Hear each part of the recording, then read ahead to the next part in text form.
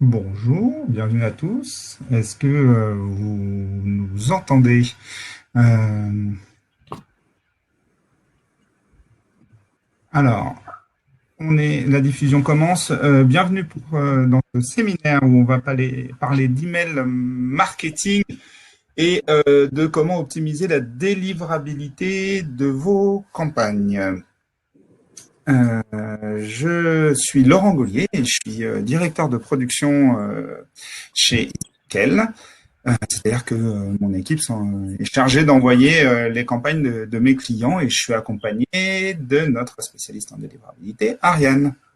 Bonjour à tous, j'espère que vous allez bien et que vous m'entendez. Je me présente, je suis Ariane Journiac, je suis responsable délivrabilité chez Isoscale depuis maintenant un peu plus de 4 ans. Je travaille dans le domaine de la délivrabilité, de l'email délivrabilité depuis maintenant 6 ans et c'est avec plaisir que je vais animer ce webinaire avec mes collègues sur la délivrabilité. Et pour ma part, je suis Arthus de Sansen, je suis DGA des activités data marketing chez Isoscale et membre du bureau du SNCD, le syndicat professionnel de la data marketing. Et donc, pourquoi est-ce que on se fait un plaisir de vous accueillir sur ce webinaire aujourd'hui? Eh ben, c'est tout simplement pour parler de délivrabilité. Et pourquoi est-ce qu'on parle de délivrabilité? Ben, tout simplement parce que vous pouvez avoir la meilleure et la plus belle des campagnes. Elle ne servira à rien si elle n'arrive pas sur la boîte email de votre destinataire. Et donc, on a fait le choix d'aller vous détailler un petit peu notre travail. Et plus particulièrement, on va vous parler de la délivrabilité, vous la définir et de voir quels sont les acteurs qui travaillent sur cette délivrabilité. Ensuite, on va regarder un petit peu comment ça s'optimise la délivrabilité, et comment on peut travailler à une meilleure optimisation. Et enfin, on va aller regarder ce que c'est que la délivrabilité et en temps de crise, et également qu'est-ce qui se passe quand on a une crise de délivrabilité. On commence tout de suite par définir ce que c'est que la délivrabilité et les acteurs de cette délivrabilité. Et je vais passer la parole à Ariane. Oui, alors j'espère que vous m'entendez bien. Si vous m'entendez mal, n'hésitez pas à me le dire via le chat. Donc tout d'abord, je vais commencer par une définition assez basique, mais elle est très réelle. Donc la délivrabilité, c'est-à-dire la capacité à remettre un email à son destinataire, figure sans aucun doute parmi l'un de vos principaux enjeux, vous, en tant qu'annonceur. Pour beaucoup d'entre vous, c'est un enjeu commercial qui se traduit par des bonnes pratiques à respecter pour ne pas être rejeté par les règles de filtrage mises en place par les fournisseurs d'accès Internet FAI ou les webmails. Ces derniers sont destinés à limiter principalement l'accès des messages indésirables aux boîtes mail des utilisateurs. Aujourd'hui, c'est une phrase qui date d'un peu un certain temps, mais elle est toujours d'actualité. On estime qu'il y a à peu près 75% des messages qui circulent sur le net qui sont des messages indésirables. C'est un chiffre qui est très important et qui est pris en compte, bien sûr, très au sérieux par les webmails depuis les années 90. Alors du coup, en délivrabilité, vous entendez souvent le mot taux de délivrabilité. Donc le taux de délivrabilité, tout simplement, c'est le nombre de messages délivrés sur le nombre de messages envoyés. Contrairement à ce que beaucoup pensent encore à ce jour, ce qui est tout à fait normal pour ceux qui ne connaissent pas vraiment la délivrabilité, c'est que quand ils entendent le taux de délivrabilité, ils pensent que c'est le nombre de messages qui sont reçus en boîte de messagerie auprès des abonnés, ce qui est faux. En fait, il représente les pourcentages d'emails acceptés par les webmails, les messageries. Et après le filtrage que fait le webmail en boîte de réception, en boîte spam ou dans des dossiers spécifiques, cet indicateur n'est pas communiqué par les webmails, mais on peut considérer que l'autre indicateur qui pourrait vous permettre de comprendre si votre campagne arrive en majorité en boîte spam serait le taux d'ouverture. Mais cet indicateur, on y reviendra plus tard à la suite dans le webinaire. Donc, du coup, la délivrabilité est un véritable écosystème avec plusieurs acteurs et nous allons faire une présentation succincte de cet écosystème et de ses acteurs avec, du coup, ce schéma qui représente les principaux acteurs. Donc, du coup, il y a le premier qui sont les annonceurs. Donc, vous, si vous faites partie d'une entreprise qui envoie de l'email, il y a les partenaires de routage, bien sûr, le routeur, et le troisième acteur, les webmails, les FAI. Et ils ont tous le même but, que ce soit nous en tant que routeur ou vous en tant qu'annonceur ou même eux en tant que webmail, c'est de contacter le destinataire final qui représente aussi par tout le monde, bien sûr, parce que tout le monde a une boîte de messagerie mail actuellement. Enfin, tous ceux qui sont autour de cette table, je pense. Ils ont tous des partenaires qui sont très utiles pour mener à bien leur mission. Par exemple, vous, en tant qu'annonceur, des fois, vous faites appel à des agences de création ou à des partenaires comme de vos routeurs pour créer un contenu de votre email marketing. Et les webmails, ils ont aussi des partenaires qui luttent contre le spam avec eux. Par exemple, en France, il n'en est pas des moindres et c'est Signal Spam qui travaille activement avec les webmails et aussi avec les routeurs partenaires dont fait partie Cabestan. Alors, il existe d'innombrables articles sur le web qui sont intitulés « Comment éviter les filtres anti-spam ».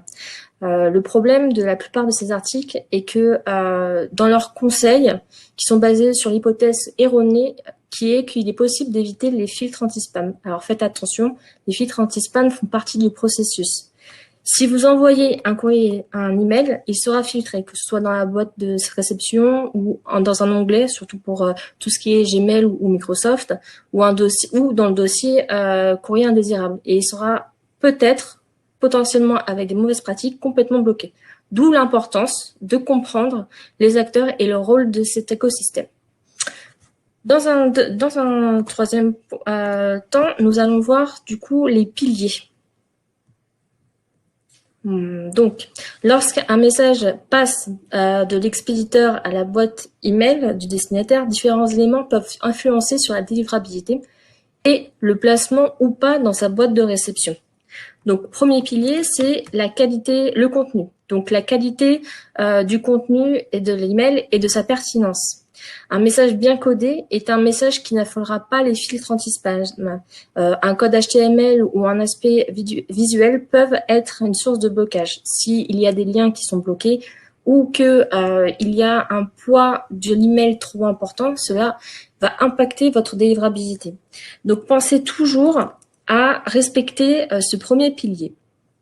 Donc, il y a un deuxième point dans le code HTML qui doit être bien sûr simple, le plus simple, qui est propre, enfin avec le moins de liens cassés, on va dire. Il faut en fait le but de tout ça, de cette création d'un email pertinent et surtout de qualité, c'est le destinataire final quand il va recevoir pouvoir être lu en fait. Donc voilà, évitez bien sûr sur le côté de la pertinence, évitez d'envoyer une campagne avec pour objet un jeu concours. Alors pour essayer de créer un appel à l'ouverture et en fait dedans il y aurait juste des informations concernant des produits de consommation et rien du tout concernant le jeu concours. Cela va générer de la frustration de la part de l'utilisateur qui l'aura reçu et qui l'aura ouvert pour ce jeu concours et du coup il va se plaindre ou ne pas le lire et s'il se plaint cela va nuire à votre réputation. Donc, premier conseil sur ce pilier-là, c'est respecter un bon code HTML, la pertinence de votre email et si vous voulez, faites surtout des tests. Nous, on vous recommande toujours d'envoyer des tests. Envoyez-vous des tests et regardez le rendu de l'email. Le deuxième pilier, qui n'est pas des moindres, c'est la maîtrise, c'est la data. Donc, la maîtrise de la collecte des adresses est très importante pour constituer une base de données saine. Et cette partie-là sera plus développée par du coup mon collaborateur Artus de Enseigne. Donc je passe assez rapidement sur ce pilier, mais qui n'est pas des moindres. Donc on va revenir vraiment en détail ultérieurement dans les prochaines slides. Et le dernier pilier aussi important, bien sûr, c'est pour bien envoyer, il faut respecter l'aspect technique. Donc, pour distinguer les bons annonceurs des spammers, les webmails exigent une infrastructure technique correctement mise en place. Donc, afin de vulgariser un peu l'aspect très technique de cette partie-là, je vais un peu utiliser un langage imaginé. Donc, j'espère que ça sera parlant pour tous. Donc, du coup, les webmails exigent la présentation en fait de l'équivalent d'une carte d'identité.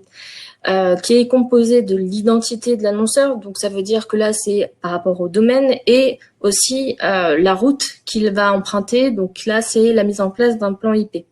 Cette carte d'identité qui comprend, du coup vous avez peut-être déjà entendu parler de ces termes, c'est les SPF, DKIM et DMARC. Sachant que pour être simple, les DMARC vérifient si les SPF et DKIM sont bien configurés. Cette carte d'identité, elle doit être présentée au niveau de ce fameux du péage qui est mis en place quand on s'approche des serveurs de messagerie, donc les webmails, qui vérifiera si elle est valide ou pas. Donc concrètement, si par exemple les SPF, une partie de la carte d'identité n'est pas correctement mise en place, les SPF, s'ils sont pas bien renseignés, l'ensemble des emails sera rejeté par la majorité des webmails. Par contre, si les DKIM ne sont pas bien renseignés parce qu'il y a un problème au niveau de l'authentification, les emails seront rejetés par une partie des serveurs de messagerie, par exemple la Poste.net, mais par contre, ils vont être acceptés par Microsoft. Donc Microsoft, c'est Hotmail, MSN, Outlook, mais ils arriveront probablement en spam. Donc, cette partie technique et de contrôle permet de laisser les emails légitimes arriver à destination et les emails illégitimes seront bloqués avant d'atteindre le destinataire final. Afin de comprendre les acteurs au sein d'une entreprise sur le sujet de la délivrabilité, je vais laisser la parole à Laurent. Effectivement, on a voulu vous préciser un petit peu à l'intérieur de l'entreprise les différents acteurs avec qui on peut avoir des discussions. On voulait commencer par un acteur majeur qui doit se saisir de tout ce qui est la délivrabilité, c'est la direction qui a vraiment un rôle important pour dire poser les frontières, les grands principes de la délivrabilité. Nous, il nous semble important qu'elle suive au moins des indicateurs macro sur ce sujet. Et puis, ils ont un vrai rôle pour imposer la délivrabilité comme enjeu de l'entreprise et déjà en s'informant sur ce qui évitera, par exemple, d'avoir un directeur général d'une banque que j'ai eu, marketing d'une banque que j'ai eu au téléphone il y a quelques semaines, qui me demandait d'appeler Gmail pour qu'ils puissent leur expliquer pourquoi ils devaient laisser passer ces messages. Autre personne importante, c'est la DSI, la direction des services informatiques, qui intervient majoritairement sur les aspects techniques que vous avez pu voir avec Ariane un petit peu avant, et qui sont vraiment les garants des bases de données, la qualité des données, et puis généralement aussi qui mettent en place les flux. Et en fait, il faut juste faire attention avec la DSI.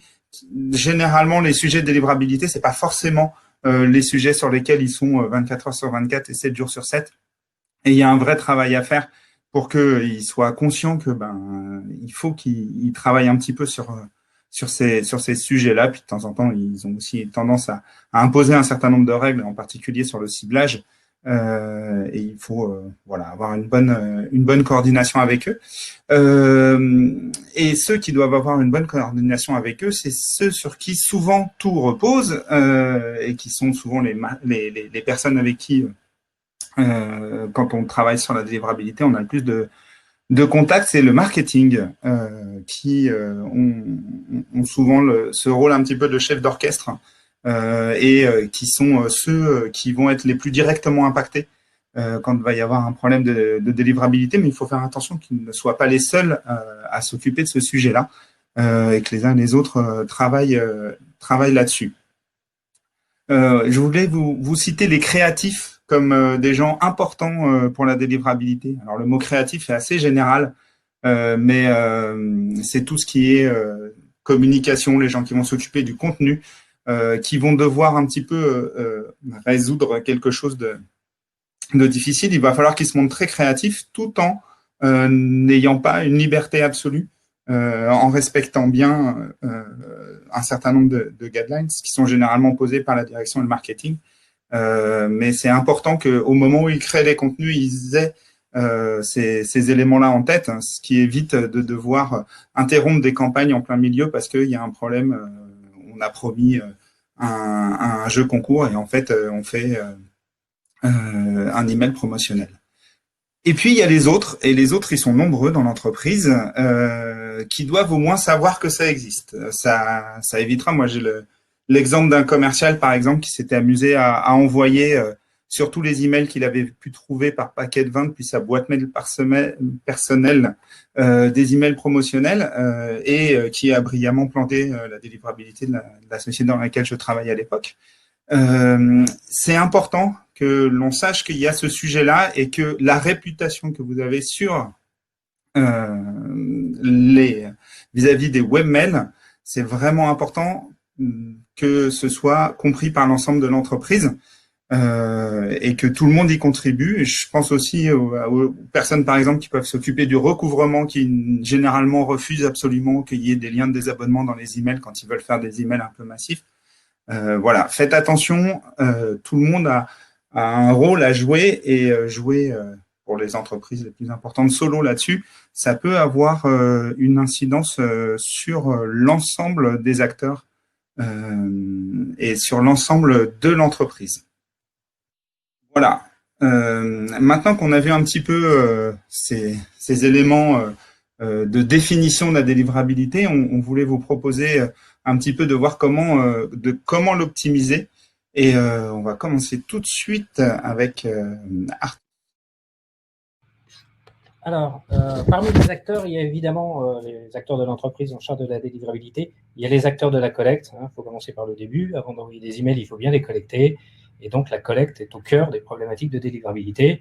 Et il faut se poser une question qu'on oublie souvent, c'est la question du pourquoi, qui est primordiale. Une question qui est primordiale sur bien les aspects sur la délivrabilité, c'est pourquoi on collecte. Et s'il est naturel pour les marques de collecter, aujourd'hui, elles en perdent souvent le sens et le sens du pourquoi. Pourquoi faire au fil du temps, puisqu'une base de données email n'a de valeur que par son exploitation. Il est souvent identifié comme un asset de l'entreprise. La réalité, c'est pas la base de données, l'asset, c'est sa capacité à l'opérer, donc sa capacité à délivrer des emails autour de cette base de données.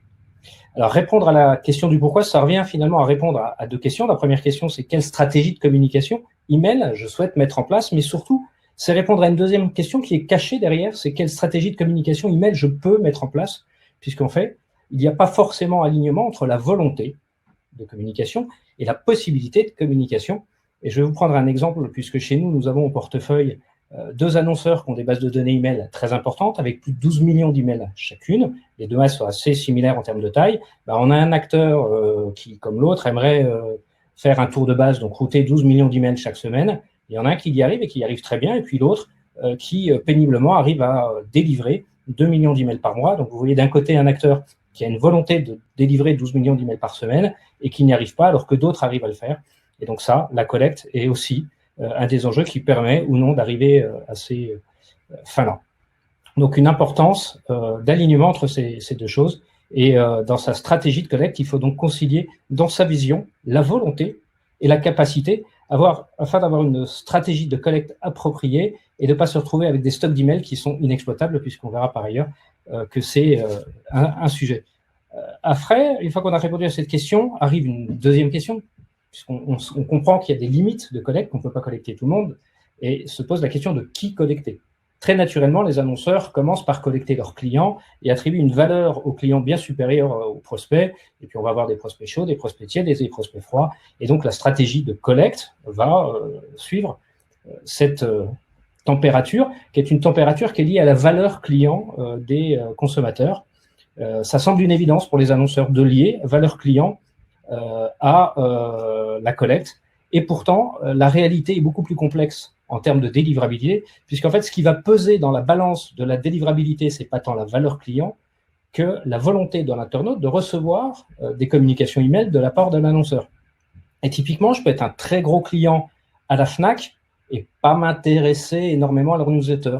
Et par opposition, je peux être un prospect qui n'a jamais acheté à la Fnac, mais très friand des newsletters parce que je suis un promophile assidu et je cherche l'offre du mois pour changer mon téléviseur, ou je suis un fan de leurs tests techniques et je lis de manière très assidue leur newsletter. Et donc, on va avoir finalement deux axes. On va avoir un axe d'intérêt par rapport aux communications et donc de voir comment l'internaute réagit positivement ou négativement par rapport à ces communications. Et puis, on a un deuxième axe qui est l'axe de la valeur client. Et donc, toute la stratégie de collecte commence à se mettre en place autour de ces deux axes en disant il va falloir d'un côté que j'ai des internautes qui sont très positifs, qui réagissent très positivement par rapport aux communications pour favoriser la délivrabilité.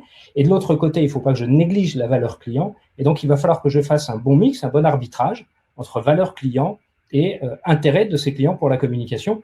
Et puis, de manière générale, il ne faut pas oublier d'être intelligent dans ces problématiques de communication et envoyer des messages qui ne sont pas reçus de manière positive par des consommateurs. C'est destructeur de valeur pour la marque. Et donc, il faut toujours aussi garder en tête que certes, il y a le sujet de la collecte, mais il y a le sujet de l'activation, de quel message j'envoie à quel consommateur et sortir des logiques de communication de masse pour arriver sur des logiques plus ciblées où on va aller apporter un contenu à valeur pour le consommateur. Ça permettra d'améliorer la délivrabilité, c'est certain, mais ça va permettre aussi d'améliorer l'attachement d'un consommateur vis-à-vis d'une marque. Par ailleurs, se pose la question du rythme de collecte. À quel rythme il va falloir que je collecte? Évidemment, je vous l'ai déjà dit, ce rythme de collecte, il va devoir être lié à sa capacité de routage. Il est très important qu'un email soit activé dans la foulée de son recrutement, de sa collecte. Et donc, il y a déjà un prérequis à toute collecte d'email chez un annonceur, c'est de disposer d'un environnement de communication email qui permette d'animer la base de données. On a vu trop souvent des annonceurs avoir une approche séquentielle, de dire je vais collecter, et puis maintenant que j'ai un volume suffisant d'emails, je vais pouvoir m'intéresser à ma base de données. Quand je vous parlais d'un acteur qui avait 12 millions d'adresses en base, il a collecté massivement, et puis un matin, il s'est réveillé en disant tiens, ça fait des années que j'ai des emails en base de données, ce serait malin de leur parler à ces gens-là. Et ça marche pas. Ça marche pas, pourquoi? Il y a deux raisons basiques. La première raison, c'est que une adresse, même si elle est collectée très proprement, si la personne est venue, et si elle a été cliente, ou si elle s'inscrit sur le site, elle peut devenir spam trap avec le temps. Qu'est-ce qui se passe? Moi, j'ai un opérateur Internet qui m'a permis d'avoir une adresse email. Si à un moment donné, cette adresse email, je quitte l'opérateur, je vais la perdre. Si je change d'opérateur de téléphonie, je vais peut-être changer d'adresse email. Et pendant 6 mois, l'opérateur, quand un annonceur va envoyer un message, va renvoyer un message de NPAI expliquant que cette adresse email n'existe plus.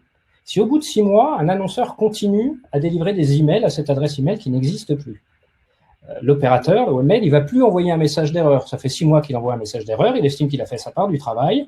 En revanche, il va considérer que c'est du spam parce que soit l'annonceur ne prend pas en compte les messages d'erreur en disant que l'adresse n'existe plus, et ça c'est une mauvaise pratique, soit l'annonceur n'a pas communiqué pendant 6 mois auprès de l'internaute, et donc il va estimer qu'il n'y a plus de relation entre l'internaute et la marque, et puis il pourrait éventuellement considérer que cette adresse a été collectée de manière illicite, parce que c'est pas normal d'avoir une absence de communication, une absence d'échange entre une marque et un annonceur pendant 6 mois.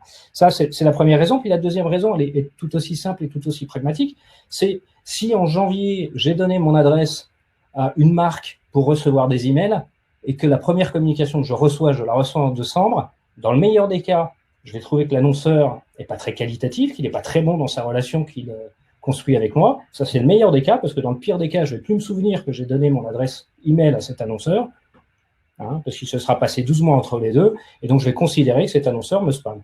Donc dans tous les cas, encore une fois, il faut être intelligent dans sa démarche de collecte, il convient de faire très attention et coïncider la collecte, et donc les volumes de collecte, à sa capacité d'envoi, et faire un biseau entre les deux. Alors se pose la question du support de collecte, puisque chaque mode de collecte a un impact spécifique sur la délivrabilité. Ça, c'est important de l'avoir en tête. Et en fait, pour chacune des collectes et pour chacun des modes de collecte, en fait, il va falloir évaluer, donner une note sur un certain nombre d'items au support de collecte. Typiquement, il y a le sujet de la relation et de la volonté de création d'une relation épistolaire par email entre l'annonceur et l'internaute. Est-ce que l'internaute a une réelle volonté, un fort engagement dans la volonté de créer ce lien newsletter, ce lien email avec la marque, ou est-ce qu'il est un peu plus lointain? Typiquement, un consommateur qui va être dans un point de vente et qui va remplir un formulaire de 4 pages pour prendre sa carte de fidélité et donner ses coordonnées, on va estimer qu'il va avoir un attachement assez fort et une volonté assez forte à recevoir ces informations, plus que s'il prend son petit stylo et qui coche la case opt-in. Si en revanche, ce même internaute fait ça sur un formulaire en co-registration au milieu d'une dizaine d'annonceurs, on va partir du principe que la relation, l'attachement, la volonté de créer une relation avec la marque, elle sera un peu plus distante, la relation, et la volonté, elle sera peut-être un peu moins forte. Et donc, c'est important de jauger ces éléments-là parce que, évidemment, le Graal absolu est d'avoir un internaute qui a une volonté très, très forte de créer cette relation. Et donc, il faut avoir un mix de collecte, une approche de constitution de base de données qui privilégie plutôt ces éléments-là, ce qui ne veut pas dire qu'on ne peut pas en avoir d'autres, mais il faut avoir un bon mix et piloter ce mix en fonction des impacts en délivrabilité. Évidemment, la notoriété de la marque, la valeur perçue de la marque par les consommateurs est importante sur ce sujet-là. Et puis, je rappelle que quand on fait de la collecte, il est important, non seulement pour des questions de compliance, d'être transparent vis-à-vis de l'internaute, d'être transparent vis-à-vis du consommateur et de lui donner un certain nombre d'informations, et que si l'on souhaite avoir une relation épistolaire de qualité avec cet internaute, il convient d'avoir un fair deal avec lui. Et je vous rappelle, s'il était besoin, que l'opt-in consenti par un internaute pour la réception d'email doit être libre et sans contrepartie. Hein. Il est hors de question de proposer 50 € de réduction contre un abonnement de newsletter. C'est à la fois illicite et criminel en termes de délivrabilité et d'intérêt du consommateur pour les emails qu'il recevrait. Voilà. Excusez-moi. Après, sur le mode de collecte, il y a une autre question qui est importante, c'est quelle est la qualité des informations que je vais collecter? Est-ce qu'elle sera de bonne qualité ou de moindre qualité? Typiquement, si je reviens sur la collecte en point de vente, qui est très importante pour les retailers, c'est pas tout à fait la même chose d'avoir un formulaire qui est écrit par le consommateur qu'une adresse email, comme c'est fait beaucoup dans le prêt-à-porter, où c'est l'hôtesse de caisse qui va saisir l'adresse email. Si vous avez la curiosité de regarder mon nom de famille, il est contenu dans mon adresse email. Quand je cite à l'oral mon nom de famille @gmail.com, je peux vous dire que la probabilité pour que l'email arrive en boîte de réception, il est très très faible. Il va systématiquement y avoir une erreur sur la première partie de l'email. Donc, qu'est-ce qui va se passer en termes d'envoi d'email derrière? C'est très simple. L'email, il va bien être envoyé à Google, à gmail.com, puisque cette partie-là de l'email est bonne. En revanche, la première partie étant fausse, Google va estimer, et peut-être à juste titre, que l'opérateur a une mauvaise base de données, puisqu'il y a des fausses adresses dans sa base de données. Et donc, si un email peut éventuellement ne pas pénaliser la délivrabilité, si cette pratique est répandue au sein de l'enseigne, ça peut poser des vrais soucis de délivrabilité. Et comme je le disais précédemment, cette pratique est courante dans le textile alimentaire, dans le textile alimentaire. Dans le textile, j'ai pu constater chez un opérateur que ça avait posé des gros problèmes de délivrabilité. Et j'en viens un peu à ma conclusion sur cet item de la collecte avant de rendre la main à Laurent. C'est qu'une base de données, on le sait, il y a des gens dedans, c'est un organe vivant. Il y a des personnes qui ont des adresses email, qui se créent, qui meurent. Et donc, il est très important d'avoir une bonne hygiène de base de données. Donc, il y a la collecte, c'est certain, mais il faut, certes, il faut que les adresses soient bien nées, mais aussi il faut prendre soin d'elles tout au long de la vie de la base de données. Et donc, il faut périodiquement avoir des travaux de data quality et de nettoyage de cette base de données email pour s'assurer justement que ces adresses soient de bonne qualité. Laurent, je te laisse poursuivre. Merci. On a un autre élément qui va être important pour optimiser la délivrabilité, qui est notre chapitre, ça va être de bien envoyer.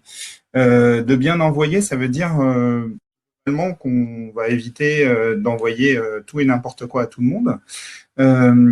Il y a un premier élément pour bien envoyer dont Artus vient de parler, et de prendre ces inactifs. Les inactifs, je ne parle pas des gens qui n'ont pas acheté depuis un certain temps dans votre magasin ou qui n'ont pas interagi en boutique avec vous, mais bien des gens qui n'ont pas ouvert ou cliqué sur vos messages.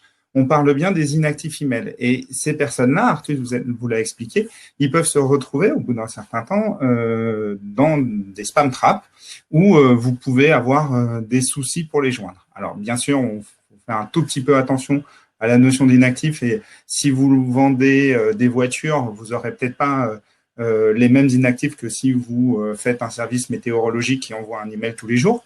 Mais il est important vraiment d'avoir conscience de cette partie de la base, et ça évitera des phrases que j'entends de temps en temps où on nous dit on a un potentiel de 12 millions. Ben oui, mais s'il y a 8 millions d'inactifs, ça fait tout de suite beaucoup moins de personnes à pouvoir atteindre. L'autre élément, et Ariane en a parlé, c'était de faire un petit peu attention au code de l'email. Alors, il y a le contenu que l'on voit de l'email. Est-ce que je vais parler correctement à la personne? Et puis, il y a ce qu'on ne voit pas. C'est-à-dire que vos emails, ils seront la plupart du temps dans un langage qui s'appelle CSS ou HTML. Faites attention à avoir un code qui soit clair, qui soit simple. On évite de ne pas fermer une balise, on évite d'essayer de mettre du JavaScript ou des choses comme ça. Le code et la façon dont vous codez vos emails peut avoir une influence sur la délivrabilité. L'autre élément, et Artus en a également parlé au moment de la collecte, ça va être de trouver le bon rythme.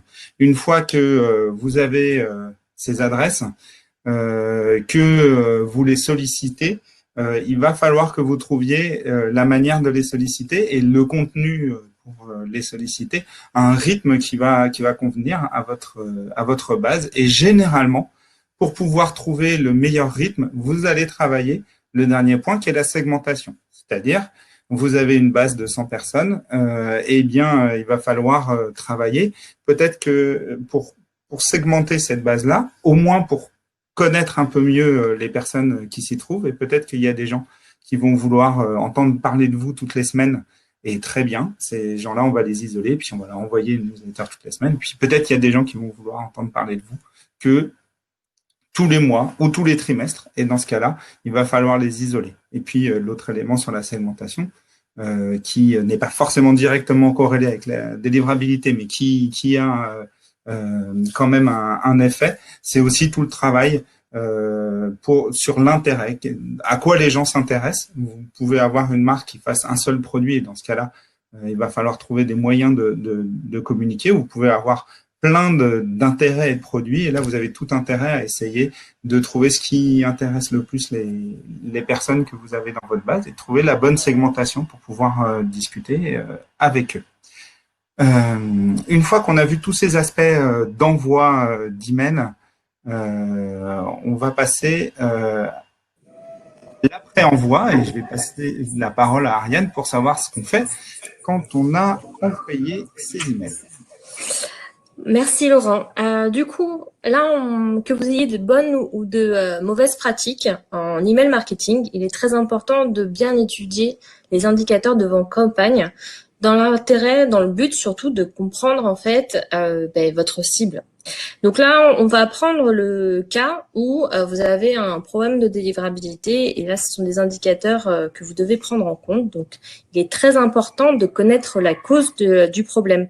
Ceci peut être dû à un problème de réputation. Donc, du coup, comme en parlait Laurent et Artus, donc il peut y avoir un mauvais ciblage, donc l'importance de la collecte. Ce mauvais ciblage va impacter le nombre de plaintes, donc ça va faire un taux de plainte très élevé.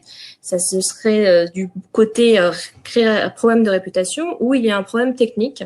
Donc du coup là, je reviens un peu à ce que je disais au niveau de la carte d'identité, donc mauvaise configuration du domaine, de l'IP, défaillance de la signature SPF. Donc dans tous les cas, en fait, il vous suffit de regarder dans vos statistiques de campagne si un des 3 indicateurs suivants est impacté, ou ou plusieurs. Donc, le premier, bien sûr, qui n'est pas des moindres, c'est le taux de délivrabilité. Donc, un taux de délivrabilité bas indique un blocage sur un ou plusieurs webmails. Donc, ça peut être dû à un problème technique ou de réputation. On dit que en B2C ou en B2B, que ce soit les deux, un taux de délivrabilité bas est à partir de 96%. C'est-à-dire que là, il est probable que un petit ou plus ou moins gros domaine sur lequel vous ciblez est impacté de manière importante ou pas. Donc, si vous avez un doute sur cette problématique, vous pouvez toujours vous rapprocher peut-être de votre partenaire de routage pour consulter du coup les raisons pour lesquelles il y a eu ce blocage. Si c'est parce que il y a eu un problème de présence de NPI ou si c'est parce que il y a eu un défiltrage lié à une considération de filtre anti-spam. Le deuxième indicateur, donc là, c'est le taux d'ouverture. Donc le taux d'ouverture, c'est le nombre de mails ouverts sur le nombre de mails délivrés. Donc ce taux d'ouverture est le seul indicateur qui existe vraiment pour savoir si votre campagne est arrivée de manière majoritaire en spam ou en boîte de réception. Donc ce qu'on peut dire, c'est qu'un taux d'ouverture bas, en fait, qui montre qu'il y a la mise en spam, c'est entre 0 et 5%. Cet indicateur est très important pour justement savoir si du coup vous avez été délivré en boîte de réception ou en spam. Que ce soit en B2B ou en B2C, nous vous recommandons de trouver un seuil où un contact devient inactif et d'avoir une pression marketing différente entre un actif et un inactif. Bien sûr, comme disait Laurent, un inactif n'est pas le même en fonction de votre activité et de votre secteur d'activité. Et le troisième indicateur est le taux de plainte. Donc, cet indicateur est très révélateur d'un blocage des webmails. Si vous dépassez actuellement les 1% chez les webmails françaises, donc là, vous commencez à avoir un monitoring, des blocages, vous pouvez risquer des blocages. Et les webmails américaines, elles sont aussi un peu autour de 1%, mais elles sont très regardantes. Donc, que ce soit les webmails, quels que soient les webmails, surtout les plus importants, ils donnent accès à des outils, à vos partenaires de routeurs ou à vous, à des informations comme cette personne s'est plaint via la boucle de rétroaction ou via des interfaces que offre par exemple Gmail via un Postmaster ou Microsoft. Donc ce que je disais, c'est Hotmail, Microsoft, Outlook et MSN. Là, ils offrent la possibilité à des personnes qui s'y connaissent, de regarder la réputation de vos IP et le taux de plainte via l'outil qui s'appelle SNDS. Donc, ces trois indicateurs sont très importants. Et ce qu'il faut comprendre aussi, c'est que les webmails américaines ont poussé le vice en quelque sorte à protéger leurs destinataires finaux parce que ils offrent un service gratuit à l'internaute, du coup un webmail. Du coup, ils sont très attentifs à proposer un webmail à une interface qui n'est pas complètement gâtée par les spams. Donc du coup, ils sont très attentifs aussi à un filtre de comportemental. Donc tous ceux qui hésitent à nettoyer leur base en se disant qu'un inactif, ça peut représenter un potentiel. Ça peut représenter un potentiel si vous attendez pas qu'il soit complètement dormant. Ça vous nuira plus qu'autre chose. Donc là, du coup, on va passer à la troisième partie. Donc, on va passer à la partie crise et délivrabilité. On avait envie de vous présenter un petit peu ces deux éléments complémentaires qui sont qu'est-ce qu'on fait de la délivrabilité en temps de crise et qu'est-ce qu'on fait quand il y a une crise de la délivrabilité. Et on va passer tout d'abord sur le moment où il y a une crise. Donc, du coup, je vais reprendre la parole. Là, on parle, par exemple, actuellement à la crise du coronavirus. Donc du coup, tout le monde c'est une crise mondiale. On n'est pas non seulement nous touchés en France.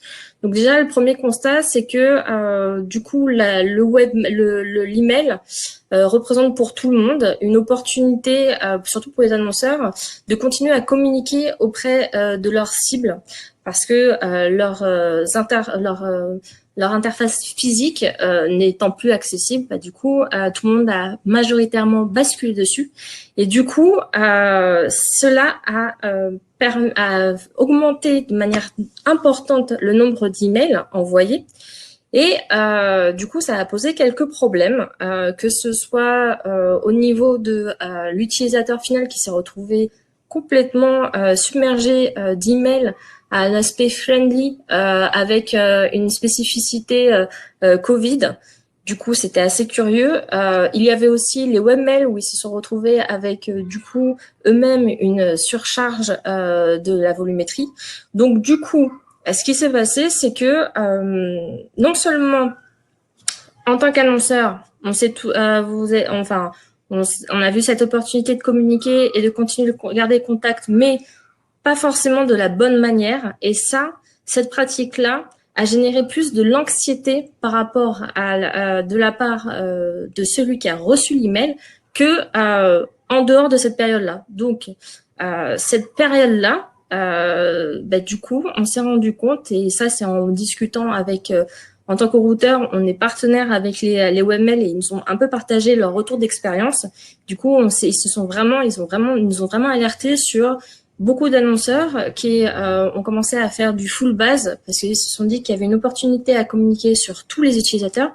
Et les utilisateurs, quand ils ont continué quand ils ont reçu un certain nombre de communications d'annonceurs avec qui ils n'avaient pas eu de contact depuis un certain temps, du coup, ça n'a pas généré juste on va laisser tomber, c'est pas grave, ça a généré de l'agacement. Et du coup, par conséquent, certains annonceurs se sont vus bloqués par les webmails parce qu'ils ont commencé à vouloir protéger leurs destinataires, tout simplement.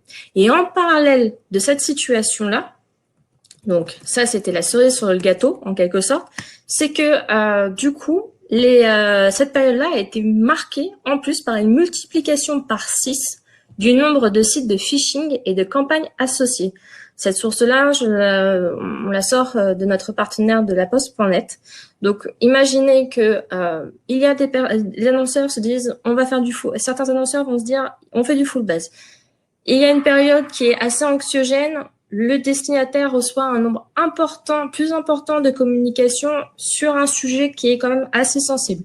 Et en plus, du coup, on se retrouve avec les acteurs comme les spammers, tout ce qui est phishing et campagnes qui sont associées, qui sont lancées, qui ont atterri dans nos boîtes mail, de manière assez importante. Et résultat des comptes, les webmails ont décidé, en voyant la réaction de leurs destinataires, c'est-à-dire de se plaindre, de déclarer du phishing et choses comme ça, ils ont décidé de se dire, d'accord, première partie, on s'est retrouvé en difficulté, notre cible, notre clientèle en quelque sorte, nos destinataires ont dit, ça va pas, donc on va préparer quelque chose pour l'après-déconfinement.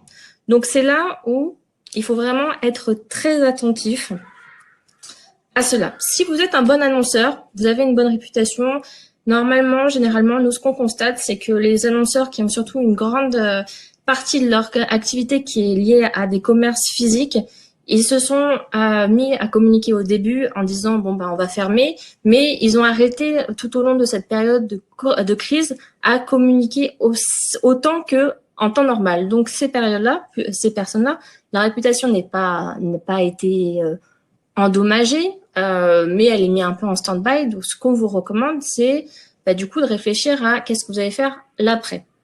Donc ce qui se passe, c'est que pour information, les webmails, du coup, ce que je vous disais, c'est qu'ils vont mettre en place des règles exceptionnelles et plus strictes pour protéger du coup leurs destinataires. Donc, pendant cette période-là, ils vont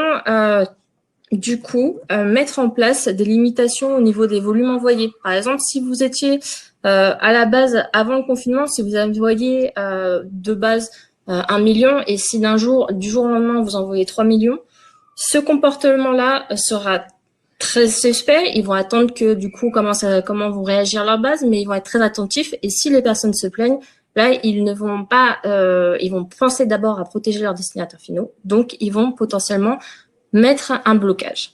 Voilà, ils vont être attentifs au seuil de plainte. Et du coup, c'est vraiment le but, c'est de protéger, bien sûr, le destinataire final. Et c'est à vous, en tant qu'annonceur, en tant qu'acteur, acteur vraiment de l'email marketing, c'est penser aussi à votre destinataire. Si votre destinataire, si vous vous dites aujourd'hui, j'aimerais bien lancer une nouvelle marque, on vous recommande bien sûr de potentiellement attendre tout simplement cette fin de déconfinement, parce que ce sera forcément noyé dans toutes les autres communications qui sont, à juste titre, envoyées par des annonceurs pour le communiquer auprès de leur cible. Et du coup, ça peut être problématique, et vous allez ne pas pouvoir profiter du levier de l'email marketing pour lancer une nouvelle marque. Vous allez être noyé dans la masse. Donc, ce qu'on vous recommande, c'est déjà, premièrement, c'est d'éviter de lancer des opérations complètement nouvelles là pendant cette période de déconfinement. De deux, commencer dès maintenant enfin pas dès maintenant, mais quand le déconfinement sera présenté et du coup on aura une date, et que vous, dans votre secteur d'activité, vous saurez à quelle date vous estimez que vous allez pouvoir reprendre une reprise normale en quelque sorte après le déconfinement. Commencez 2 semaines avant environ à recommuniquer auprès de votre cible la plus active. Commencez à relancer un peu l'activité tranquillement pour éviter que le jour où vous vous dites le 11 mai, on recommence à communiquer, si vous faites du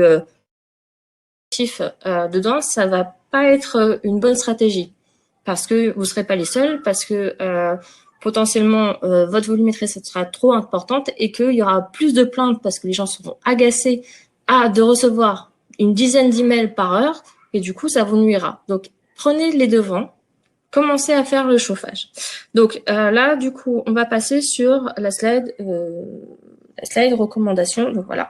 Donc, comme du coup, préparer la stratégie. Donc voilà, ça c'est bon. Donc après, donc si c'est par rapport à la crise de cette crise là. N'oubliez pas, allez-y maintenant, mais progressivement. Enfin, allez-y quand vous savez, quand vous aurez le go pour relancer l'activité. Voilà. Du coup, en dernière partie, on va voir du coup comment ça a planté de manière générale, c'est-à-dire indépendamment de la situation du Covid-19. Du coup, il est possible que vous ayez rencontré des problèmes de délivrabilité. Moi, je suis depuis dans ce métier depuis un certain temps, et à partir du moment où les annonceurs sont assez curieux de la réactivité de leur cible en regardant les indicateurs et tout ça et les bonnes pratiques, l'investissement dans l'email a toujours été récompensé. Il est rare, ou c'est vraiment très surprenant que un annonceur qui connaît sa base et qui la chouchoute en quelque sorte, se retrouve avec des problèmes de délivrabilité. Mais on ne sait jamais, ça peut être un problème indépendant de sa volonté. Cependant, il arrive qu'il y a toujours des accidents de parcours. Par exemple, un jour vous oubliez de cibler les bonnes personnes, et que voilà, ou que il y a une volonté marketing qui ne correspond pas à la cible. Donc là, ces actions-là vont nuire à votre délivrabilité, et les ennuis vont commencer. Ce qu'il faut savoir, c'est que personne n'a de passe-droit. Il n'existe pas de passe-droit. Ce n'est pas parce que, par exemple, on est dans une filiale où il y a des annonceurs, un routeur, un webmail, que les emails seront mieux délivrés. On s'y connaît, nous, dans le groupe La Poste, et on sait que non, il n'y a pas assez. On fait de bonnes pratiques, on est logé à la même enseigne. Tout le but, de toute manière, c'est de bien respecter en fait notre destinataire final. Alors, du coup, qui ne s'est jamais retrouvé dans une impasse suite à un problème de délivrabilité? Et là, on va parler des recommandations. Donc, surveillez vos performances et ne laissez pas traîner vos problèmes de délivrabilité. Bien sûr, il est d'abord important de connaître les causes d'un problème de délivrabilité, comme je vous l'ai dit, donc un problème de réputation, un problème technique, mais surtout essayer de étudier vos campagnes. C'est une valeur ce sont des données très importantes pour vous, qui sont riches d'informations et qui vous permettront de surveiller, de voir si si vous avez un problème de délivrabilité, vous vous rendez compte, n'hésitez pas à suivre directement les impacts de votre de l'action. En fait, n'attendez pas de vous dire on va laisser passer et puis tout se passera bien. En fait, ça ne se passe généralement pas comme ça là. Par contre, il est vrai que un annonceur qui a des bonnes pratiques et qui a un accident comme ça de manière un peu impromptue, bien sûr, ne va pas être bloqué par le webmail. Lui, il considère que vous êtes un annonceur engagé, de qualité, des choses comme ça. Mais par contre, celui qui va vous punir en quelque sorte, c'est votre destinataire. Donc voilà, il y a plusieurs acteurs dans cet écosystème, comme on vous l'a expliqué tout au long de ce webinaire. Du coup, la faute n'est pas... Il faut vraiment prendre en compte tout l'écosystème pour bien délivrer. Donc, du coup, pour résoudre vos problèmes de délivrabilité, il y en a trois. Il y a la maîtrise du processus de collecte. Donc, comme l'a expliqué Artus, avant, bien sûr, la qualité de votre collecte est essentielle pour éviter l'intégration de hard bounce, donc NPAI pour certains qui ont peut-être entendu ce terme-là, de spam trap, donc c'est des adresses pièges. Et du coup, les deux nuisent beaucoup à votre délivrabilité. Les seuils qui ne sont pas à franchir, ce qu'on vous recommande, c'est moins d'1% de spam trap dans votre base. Bien sûr, le but ultime, c'est d'avoir 0 spam trap et moins de 7% de hard bounce, donc de NPAI, dans un envoi d'une campagne ou dans l'ensemble de votre base, bien sûr. Le deuxième point, c'est respecter l'engagement de votre client. Les contenus diffusés doivent correspondre aux attentes de vos destinataires. Votre marque doit être identifiable et engageante dans toutes vos communications, bien sûr. Et le troisième point, c'est respecter les spécificités techniques et la qualité du contenu. Un message bien configuré est un email identifiable par tous et un message bien codé est un email qui n'affolera pas les filtres anti-spam. Donc, il est très important, du coup, d'avoir cet aspect-là parce que les webmails américaines sont très regardantes sur la qualité de votre contenu et ça peut être une source de blocage. Du coup, on va passer à la conclusion. On va passer à la conclusion la première chose que l'on voulait vous donner comme ce qu'on aimerait que vous reteniez de ce qu'on vient de dire, et la première chose me concerne particulièrement, c'est que soyez conscients que la délivrabilité, ça concerne tout le monde et que c'est important que vous mobilisiez au sein de votre entreprise ou de votre organisme l'ensemble des acteurs qui sachent au moins ce que c'est et quels sont les quelques éléments qui permettent de savoir si on a une bonne ou une mauvaise délivrabilité. Artus, de ton côté. Alors, de mon côté, pour conclure cette première partie, avant d'avoir une conclusion plus générale à la fin de la séance de questions-réponses, c'est évidemment, je ne pouvais pas ne pas vous dire de prendre soin de votre base de données, puisque c'est la base de vos routages email. Donc, il est évidemment fondamental de prendre soin de votre base de données, que ce soit au moment de la collecte ou durant toute sa vie de base. Et Ariane. Du coup, n'attendez pas avant d'agir. Du coup, il est sûr que si vous vous dites on a un problème de délivrabilité sur un domaine qui ne représente pas une cible très importante pour vous, vous vous dites bon, pas grave, on regardera plus tard. Le problème ne va pas se résoudre par lui-même. Donc déjà, regardez vos indicateurs, essayez d'anticiper au maximum en appliquant les bonnes pratiques. Et sinon, du coup, un problème de... Voilà, donc c'est tout en fait. Parfait, merci Ariane. On vous invite aussi à télécharger et lire le livre blanc d'Isoscale sur l'optimisation de la délivrabilité de vos emails. Vous pouvez télécharger sur le lien qui est là et que vous retrouverez sur le document de la présentation qui vous sera rendu disponible. Et pour conclure ce webinaire, d'abord, on vous remercie d'y avoir participé et on est à votre écoute pour les questions-réponses Je crois que vous pouvez utiliser le chat à cette fin. Me trompe-je, Laurent? Tout à fait. On a déjà un certain nombre de questions qui sont apparues. Je vais les prendre un petit peu dans le désordre. Il y a une première question que j'avais notée qui était comment connaître notre taux de spam trap. Ariane, c'est peut-être plus pour toi. Alors, un taux de spam trap est difficile à connaître dans le sens où une spam trap est une adresse piège ou adresse piège. C'est des vraies adresses, c'est-à-dire qu'il y en a deux types. Il y a les spam traps qui sont des adresses qui ont existé, qui sont des utilisateurs lambda, mais qui ont cessé d'utiliser leur messagerie pour X ou Y raison, parce qu'ils sont ils sont partis ailleurs ou des choses comme ça, et que le webmail décide de récupérer après un certain temps d'inactivité. Bien sûr, et l'adresse a été fermée, hein, et tout ça, et du coup, qu'ils le réutilisent pour piéger ceux qui ne respectent pas déjà que l'adresse est devenue un hard bounce à un moment ou à un autre, et de deux, c'est une adresse qui est inactive depuis un certain temps. Donc ça, c'est le premier type de adresse piège qui existe. Et le deuxième type sont des adresses qui sont complètement créées par des acteurs qui luttent contre le spam et qu'ils diffusent sur Internet.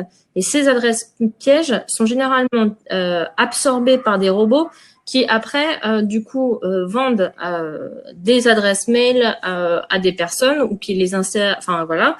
Et du coup, ces adresses-là, elles apparaissent dans vos bases. Si elles apparaissent dans vos bases, ça veut dire que vous avez un problème au niveau de la collecte. Une adresse piège de ce type, qui sont complètement créées par les acteurs qui luttent contre le spam, ne s'inscrivent pas en opt-in à une newsletter. D'accord? Donc, ces adresses-là, elles existent. Une fois qu'elles sont ciblées, et une fois qu'elles ont été, shootées par vous, généralement, les conséquences sont assez immédiates, c'est-à-dire que vous avez des acteurs comme Spamcop, qui n'est pas des moindres, qui travaillent avec Yahoo, principalement Yahoo AOL, et quand vous en ciblez une, vous êtes automatiquement bloqué par Yahoo. Donc là, il y a une investigation qui doit se faire avec vous et peut-être votre partenaire, le routeur, pour comprendre quelle est la base, quel est le groupe, votre segment qui a ciblé cette base-là, et essayer du coup de trouver le spam trap qui a posé problème. Il faut savoir un truc, c'est pourquoi je dis que c'est compliqué de savoir quel est le spam trap, c'est que personne ne le communique, en quelque sorte. Que ce soit les acteurs qui luttent contre le spam ou les webmails, ils vont pas vous dire, tenez, ceci, c'est une adresse piège qu'on a mis qui est dans votre base. Donc, voilà, il n'y a pas cette information-là. Mais en investiguant avec de votre côté ou avec votre partenaire, vous pouvez en tout cas potentiellement l'identifier avec pas mal de recherches, ou deux, essayer de trouver 2 ou 3 emails suspects sur lesquels il faut que vous affiniez et que vous mettez de côté. Donc, c'est difficile. Ariane, ouais. on va essayer d'enchaîner avec les autres questions. Bon, voilà. J'espère avoir répondu à la question. C'est difficile, c'est un taux. C'est difficile, on dit 1%, mais c'est vraiment, il faut atteindre 0 spam trap dans votre base et c'est du travail, mais vous pouvez. Okay. On a une deuxième question qui concerne la data quality, donc je pense que c'est plutôt pour toi, Artus. C'est pour préparer ces bases de données Excel. Reste-t-il le meilleur outil pour retirer les doublons, etc. Alors, Excel, c'est un outil couteau suisse. C'est un outil qui fait tout, mais qui n'est pas un outil expert sur la préparation adresse email. Donc, Excel vous permettra évidemment de dédoublonner vos bases de données. Il y a une fonction dédoublonnage dans Excel. En revanche, il ne permettra pas de s'assurer, sauf à être très fort en VBA et à faire des petites programmations, que la structure de l'adresse email est bonne. Typiquement, est-ce que j'ai un arrobase, est-ce que j'ai que des caractères autorisés, etc. Et permettra pas de faire un certain nombre de traitements qui sont usuels dans la préparation d'un fichier pour routage. La déduplication, le dédoublonnage, est une étape. Il y en a d'autres qui sont tout aussi importantes. Je vous parlais tout à l'heure du fait d'envoyer une mauvaise adresse à Gmail. Si vous avez des caractères interdits et que vous envoyez ces emails, à un moment donné, vous aurez une problématique de délivrabilité. Donc, Excel est un très bon outil couteau suisse, généraliste. Vous avez d'autres solutions, d'autres expertises à intégrer dans cette préparation. Voilà. Ok, on a une question sur le fait de pouvoir isoler les personnes qui ne veulent pas avoir trop souvent de l'information. Il y a plusieurs façons de le faire. On peut utiliser un centre de préférence, c'est-à-dire qu'on peut proposer aux personnes d'avoir, de choisir quand est-ce qu'ils veulent recevoir des emails. Est-ce que c'est une fois par semaine, une fois par trimestre, une fois par mois? Ça a seulement un grosse problématique, le centre de préférence, c'est que bah, il faut s'organiser pour n'envoyer qu'un mail par semaine, qu'un mail par mois, et trouver la bonne fréquence en fonction des gens. Et puis les gens qui ne veulent pas avoir trop souvent d'infos, souvent c'est des gens qui soit ne vont pas réagir à vos emails, soit qui vont vous classer dans la boîte spam. Donc, surveillez les indicateurs d'ouverture, etc. Segmentez votre base sur l'inactivité et ça va vous permettre de les isoler. Vous pouvez également faire des sondages pour essayer de voir quand est-ce que les gens souhaiteraient recevoir un email, mais sachez que ça va être une photo à un moment donné. Votre base, elle se traite sur plusieurs années et je l'espère pour vous, plusieurs dizaines d'années. On a une autre question sur quand envoyer un email. Alors, quand envoyer un email, et puis il y a une suggestion sur la mise en place de solutions qui permettraient d'identifier le moment où l'internaute est sur sa boîte mail. Il y a quelques acteurs du marché qui proposent ces solutions où on va pouvoir en fait envoyer pile au moment où la personne est soit sur son ordinateur pour certaines solutions, soit dans sa boîte mail en train de lire des emails pour envoyer un email. Donc, est-ce qu'il y a des moments? Ce qui est certain, c'est qu'en fonction de la typologie, B2B ou B2C, il y a des heures de lecture des emails. Ça, c'est la première chose. Et puis, il y a des supports de lecture des emails, et vous avez quelques études sur le sujet qui vous permettent d'identifier en fonction de votre cible, finalement, mais ne serait-ce que votre base de connaissances, l'analyse de vos logs d'ouverture et de clics de vos emails vous permettent de savoir à quelle heure vos internautes sont actifs, et puis quel device ils utilisent à quelles heures. On sait d'usage que le matin, par exemple, et entre 18 et 20 heures, on a au 18 et 19 heures, pardon, 17-19 heures, un usage qui est plutôt sur mobile. Et puis, sur les plages horaires de travail ou de maison, on va avoir plus des usages de PC, enfin de device ordinateur, par exemple. C'est un exemple et ça évolue. Donc déjà, vous pouvez vous positionner par rapport au device et c'est non marginal, notamment quand vous avez des activités du e-commerce, même si le e-commerce sur mobile se développe, on a des usages qui sont plus libérés aujourd'hui encore sur desktop ou sur portable par rapport aux usages mobiles. Après, c'est évidemment qu'il est intéressant d'envoyer un email au moment où l'internaute est actif sur sa boîte mail ou sur son ordinateur. Néanmoins, vous risquez l'embouteillage de ces solutions puisque vous allez vous retrouver à un certain nombre d'acteurs à envoyer à l'internaute un email au même moment. Et donc, il n'y a rien de plus désagréable pour un internaute à partir du moment où il ouvre sa messagerie email et qu'il ouvre un premier message, ce qui va activer un cookie, de recevoir 5 emails à la queue leu-leu. Et là, vous n'êtes pas certain d'avoir des taux de lecture, donc des taux d'ouverture de clics qui soient supérieurs aux autres. Donc oui, il y a des solutions qui existent qui, par le passé, je vais dire, ont apporté des bonnes statistiques, qui apportent encore aujourd'hui des bonnes statistiques, mais il faut avoir une approche pragmatique par rapport à sa problématique et challenger en permanence cette approche-là et garder des approches traditionnelles, des approches empiriques et puis des approches exhaustives. Donc, approche exhaustive, j'ai testé à peu près tous les horaires. Des approches empiriques, c'est je dis, bah moi, mes emails, c'est mieux le matin ou c'est mieux l'après-midi ou c'est mieux entre midi et deux parce que je vends de l'alimentaire et c'est là où les gens font leur e-shop alimentaire, etc. En fonction de votre problématique, vous allez définir. Et puis après, essayer ces solutions ou pas, mettre en place des solutions qui pourraient apporter de l'optimisation. Ariane, de façon très courte, on a une question. À partir de quel seuil considère-t-on que la délivrabilité n'est pas bonne en B2B? Alors, du coup, 97%, 96%, ça veut dire qu'il y a au moins un des domaines qui est, un ou plusieurs domaines qui sont un peu en difficulté. Tout à fait. Et généralement, on fait attention à nuancer ces chiffres en fonction de l'activité et du domaine d'activité des différentes de l'envoyeur, de celui qui envoie l'email.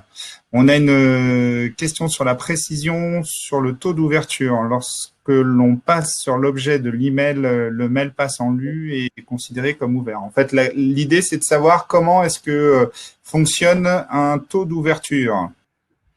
Alors, le taux d'ouverture, je vais répondre rapidement. Le signal lu que vous avez dans votre webmail, ça, c'est une information qui est gérée par le webmail. La façon dont l'annonceur va percevoir l'ouverture, c'est l'ouverture des images. Et souvent, cela est fait en fonction du système d'envoi d'email que vous avez, soit par une image de votre email, soit par un pixel qu'on appelle un pixel caché, qui est une image d'un seul point qui est mise quelque part dans l'email. Et à l'ouverture des images, donc de cette image, ça va envoyer un signal qui va permettre de dire « cet email a été lu ». En aucun cas, pour l'annonceur, pour l'expéditeur de l'email, le fait de passer sur un objet considère que l'email a été lu. C'est bien l'ouverture qui va être prise en compte par l'affichage de ce tag. Et d'ailleurs, les taux d'ouverture sont minorés puisqu'un certain nombre d'outils de messagerie n'ouvrent pas les images par défaut.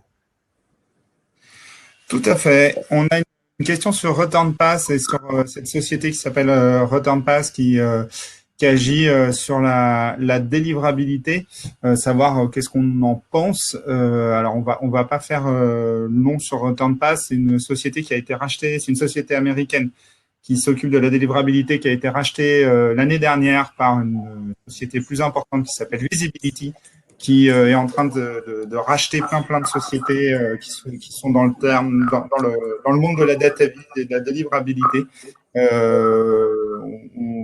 Voilà, j'ai pas forcément le rachat de ReturnPass n'a pas été forcément à son avantage de ce que j'en ai entendu de la part de nos clients, mais j'irai pas beaucoup plus loin là-dessus. Après, il y a comment se font les plaintes, Ariane? Alors, les plaintes, je vais répondre. Les plaintes, c'est quand vous êtes sur votre webmail, votre outil donc sur Internet, que vous voyez votre email, vous avez signalé ceci comme un spam ou plainte. Ou, voilà, en fonction des webmails, vous avez des boutons et qui permettent au FAI d'identifier si c'est une plainte ou pas. Et puis, vous avez, de manière plus marginale, un outil qui a été mis en place et qui est intégrable à Outlook, qui permet de faire la même action, mais à partir d'Outlook, mais son taux d'installation est suffisamment marginal pour pas y porter grande importance. Je vais compléter. Il y a un autre type de plainte, bien sûr, c'est quand ils font appel, quand vous faites appel à tout ce qui est organisme comme la CNIL, bien sûr, ce sont des plaintes, des choses comme ça. C'est communiqué, bien sûr, aux annonceurs et à tous ceux qui gèrent les adresses abuse. Donc voilà, c'était pour compléter. Bien sûr. J'ai une question, je pense que c'est pour Artus. Quels sont les fournisseurs de bases de données qui proposent des bases de données actualisées, qualifiées, bref, qui limitent les problèmes évoqués lors de ce webinaire? Alors, c'est très difficile pour moi de répondre à cette question puisque nous faisons partie de ces acteurs en B2B et en B2C et je ne ferais pas mon métier si je ne disais pas qu'on était les meilleurs. Donc, c'est compliqué et il y a un grand nombre d'acteurs et le métier de la data est un métier complexe sur lequel il convient d'être très rigoureux et notamment sur les aspects de compliance et puis de qualité de base de données. Donc, je vous invite à faire très attention. Nous sommes évidemment à votre écoute si vous avez des problématiques en la matière. Après, il y a des critères assez classique pour jauger entre guillemets de la qualité d'un acteur. Il y a un certain nombre de questions à lui poser qui vous viendront assez naturellement. Sachez toutefois qu'il n'y a pas de miracle dans la data comme dans un certain nombre de choses et que de gros volumes et des prix bas sont assez suspects. De gros volumes sur une entreprise de base de données, une entreprise qui se prévaudrait d'une énorme base de données et qui ne représente pas une surface financière importante, c'est un peu étonnant parce que ça coûte très cher de constituer une base de données. Et donc, un acteur qui vous annonce des millions d'adresses email, que ce soit en B2B ou en B2C, qui aurait pas une surface financière importante, on peut toujours se poser des questions. Voilà, il y a des jugements assez logiques qui permettent de définir quels sont les bons acteurs ou pas. Voilà, je ne peux pas en ajouter beaucoup plus. Et on arrive à la fin de notre webinaire. On va peut-être prendre encore une ou deux questions, mais très rapidement. Ensuite, je vous proposerai éventuellement de les envoyer à marketing@isoscale.fr et on essaiera d'y répondre par mail. On pose la question de savoir est-ce que G Suite est un bon support pour faire de l'emailing. Combien de mails en CCI maxi pouvons-nous envoyer en simultané? Et j'adore cette question parce que ça me permet de vous dire, essayez pas d'envoyer vos emails marketing avec des solutions qui ne sont pas configurées pour. Je vous ai cité l'exemple de mon commercial qui envoyait 500 emails par paquet de 20 depuis sa boîte. C'était une boîte Gmail en plus et qui m'a pourri ma délivrabilité. Donc, essayer d'utiliser des solutions du marché, c'est pas pour rien qu'on passe de longues heures à les mettre en place et à en faire quelque chose de on l'espère, efficace et qui envoie bien. Dernière question. Est-il conseillé d'avoir plusieurs routeurs email et il n'y a pas un risque de multiplier les problèmes de délivrabilité? Ariane, tu veux répondre à ça? Je vais répondre. Tout dépend de si vous avez des mauvaises pratiques sur les trois, sur l'ensemble des routeurs. N'essayez pas d'utiliser plusieurs partenaires, plusieurs routeurs pour éviter les problèmes de délivrabilité. Le webmail n'est pas stupide à ce point, dans le sens où il va bien comprendre au final que si vous avez des mauvaises pratiques sur un, déjà vous prenez le risque de endommager la réputation du routeur. Donc, je pense que le partenaire, s'il est de confiance et de qualité, il va pas forcément trop apprécier la démarche. Et de deux, l'annonceur, le webmail va essayer de remonter jusqu'à qui est derrière, donc l'annonceur, pour éviter de faire en sorte que vous passiez entre les mailles du filet. Donc, si vous avez des bonnes pratiques sur les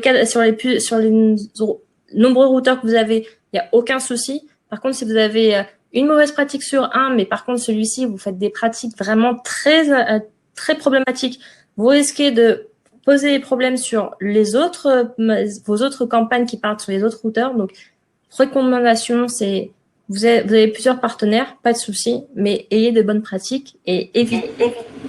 Voilà, c'est tout. Merci Ariane. J'ai encore plein d'autres questions, mais malheureusement, on est un peu pressé par le temps et donc je vais passer la parole à Artus pour une conclusion générale. Je te remercie beaucoup Laurent. Je souhaitais vous remercier d'abord à vous tous d'avoir suivi et écouté ce webinaire. Je souhaitais remercier Ariane et Laurent de nous avoir partagé leur immense savoir en la matière sur la délivrabilité. Et puis je voulais conclure avec différentes choses. La première, c'est finalement c'est un sujet, c'est un pain point, la délivrabilité, mais rien n'est irrémédiable. Il faut voir les choses de manière positive. La délivrabilité, ça se traite, mais surtout ça s'anticipe. Donc d'abord, soyez proactifs, ne faites pas l'autruche sur la délivrabilité, anticipez votre délivrabilité, travaillez tant sur vos calettes, vos infrastructures de routage, vos bonnes pratiques, partagez vos problématiques de routage pour optimiser votre délivrabilité. Plus les acteurs de l'entreprise seront informés des tenants et des aboutissants, et meilleure sera votre délivrabilité, donc votre capacité à communiquer largement auprès de vos publics. Et puis, finalement, j'ai mis du temps à l'admettre, mais les pratiques des opérateurs de webmail, ils font pas ça pour nous casser les pieds, ils font pas ça pour nous embêter.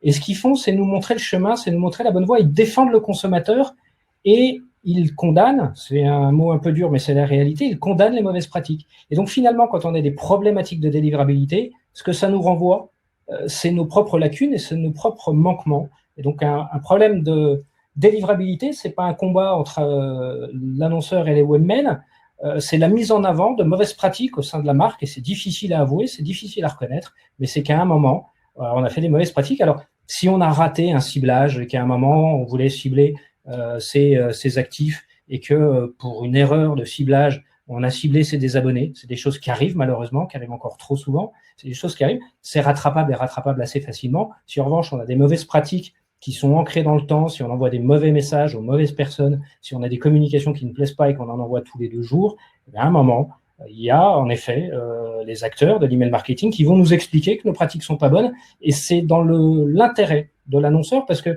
la délivrabilité ne met qu'en avant une insatisfaction des consommateurs vis-à-vis de la marque. Donc je souhaiterais finir sur ce message positif. Avoir un travail sur la délivrabilité, c'est améliorer le dialogue qu'on a avec les consommateurs, et donc c'est pas un pain point, mais c'est quelque chose de très positif, parce qu'enfin, on a un outil qui nous permet de mesurer la qualité de la relation qu'on a avec eux. Et je souhaitais finir sur ce mot optimiste.